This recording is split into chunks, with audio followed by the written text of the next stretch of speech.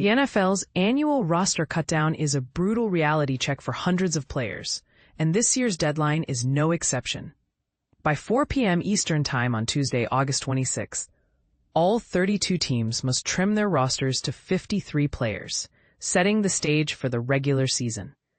But here's the harsh truth.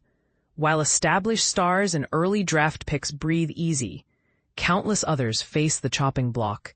And this is the part most people miss. It's not just about who stays. It's about the stories of those who leave and the ripple effects that follow. Teams aren't waiting until the last minute to make tough decisions. Over the weekend, several franchises began reshaping their rosters, with backup quarterbacks and former high draft picks particularly vulnerable. For instance, the New Orleans Saints released running back Cam Akers just months after signing him, citing sufficient depth behind Alvin Kamara. Akers, 26, is now one of 14 players cut by the Saints, alongside punter James Burnip, wide receivers Roderick Daniels Jr. and Moochie Dixon, and others. But hope isn't lost. Waiver moves, trades, and practice squad signings will keep the door open for many. Controversially, the Philadelphia Eagles waived former first-round pick Kenyon Green just 5 months after acquiring him from the Houston Texans. Green, the 15th overall pick in the 2022 NFL Draft, struggled in Houston and failed to secure a spot on Philly's offensive line. This move raises questions. Was Green given a fair shot? Or is this a cautionary tale about the pressure to perform in the NFL? And this isn't the only eyebrow-raising decision. The Miami Dolphins released veteran cornerback Mike Hilton, despite signing him to bolster their secondary after Kader Kohou's ACL injury. Rookie Jason Marshall Jr. is now poised to step into the nickel role. But is this a wise gamble? The Detroit Lions are taking a more transparent approach, with head coach Dan Campbell promising to finalize most cuts by Monday. The spotlight is on the backup quarterback position, where journeyman Kyle Allen appears to have outpaced 2023 third-round pick Hendon Hooker. Campbell's comments about Hooker's development. How much development do you believe there still is? Sometimes, does the player need a change of scenery? Have sparked debate. Is Hooker's potential being overlooked, or is this a necessary cut? Meanwhile, the Dallas Cowboys are keeping everyone guessing. First-year coach Brian Schottenheimer hinted at surprises during cutdown time, though offensive tackle La'el Collins, a former offensive line anchor, was unsurprisingly released. The real question is, who else might be on the chopping block?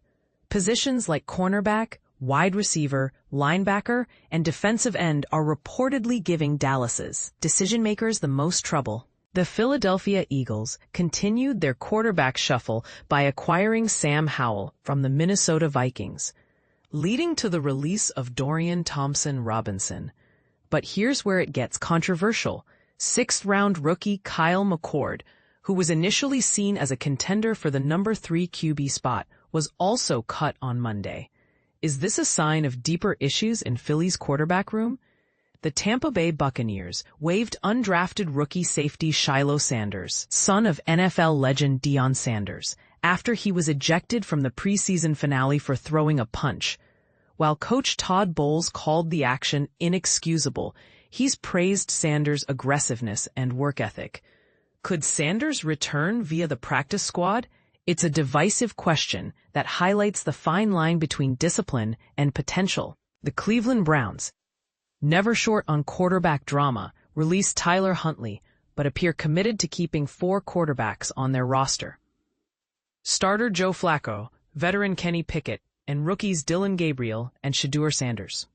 General Manager Andrew Berry insists it's not much of a decision, but is this a smart use of roster spots or a risky move? Finally, the Atlanta Falcons released defensive lineman Morgan Fox just 5 months after signing him to a 2-year, $3 million guaranteed deal.